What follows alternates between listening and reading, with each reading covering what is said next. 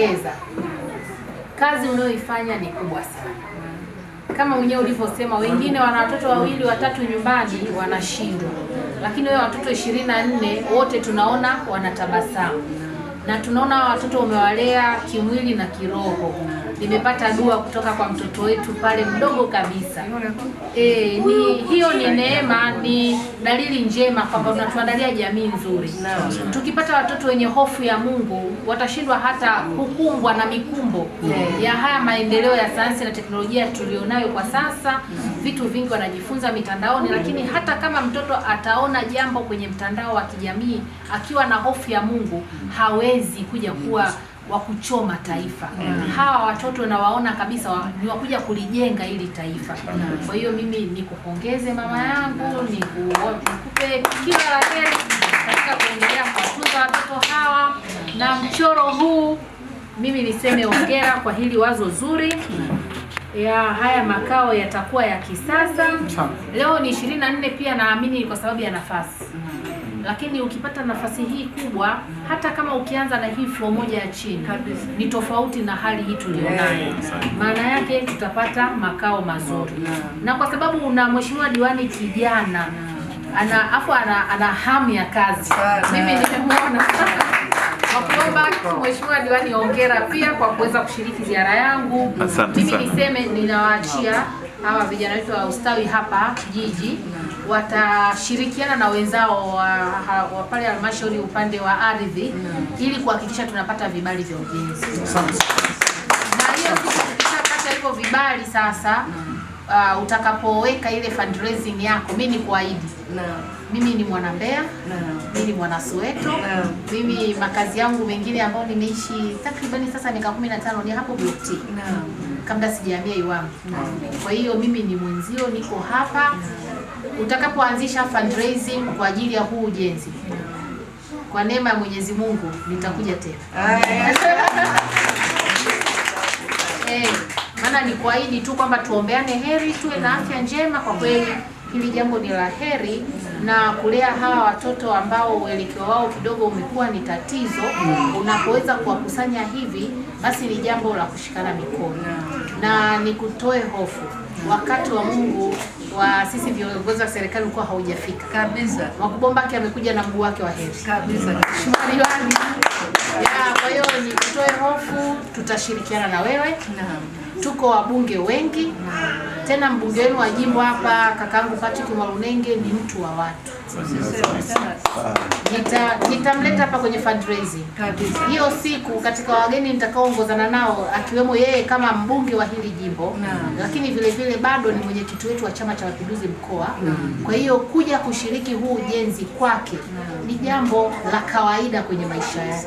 Kwa hiyo Mheshimiwa Patrick Mwalunenge, mimi nikuhesabie una mbunge mzuri. Taarifa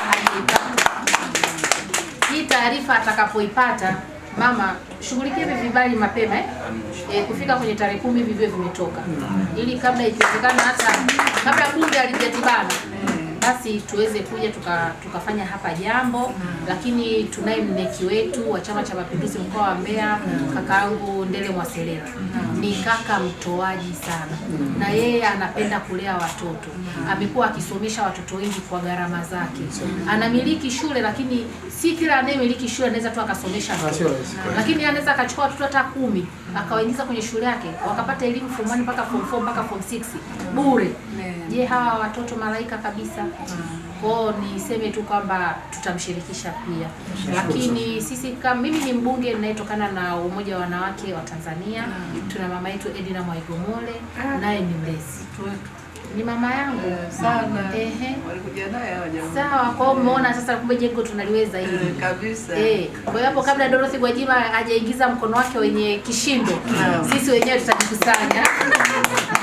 Tulipoanzia mwaka 2023 kituo hiki hakikuwa kama hivi kilivyo.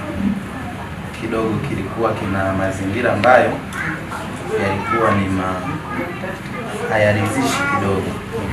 Kwa hiyo ikawa zimetokea changamoto nyingi, lakini tukasema hapana, lazima tuendelee kushirikiana na mama yetu, tuendelee kumlea. Kwa hiyo hapa tuko kwenye mwendelezo ule wa kumlea. na kuhakikisha kwamba tunampa ushirikiano. Kuna baadhi ya vitu tumevifanya kwenye kituo hiki mpaka sasa hivi mambo yako vizuri, lakini tunaendelea. Na kulikuwa na baadhi ya hata ile jengo alikuwepo hivi. Kwa tukoje tukakaa, mimi mwenyewe nilikuja hapa tukakaa naye, tukaainisha mahitaji yake, tukamsaidia baadhi ya mahitaji, lakini mengine tukamuunganisha na wadau wakaweza kumsaidia. Kama ulivyoona mamangu Mwanjewa nafikiri umeiona mwenyewe kwamba watoto ni wengi sana.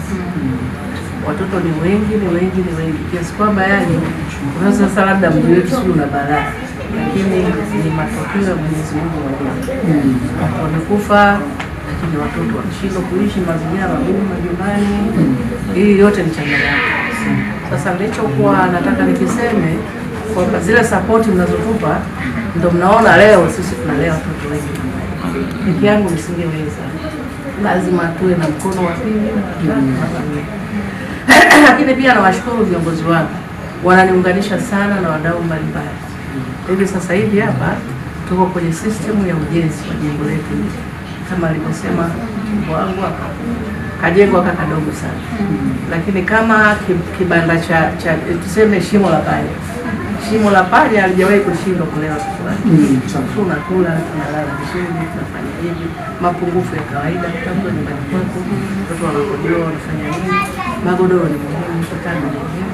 Kwa nafikiri mzee kishasema pale diwani wangu ni vitu vya kuviangalia sana mama mnapokuwa.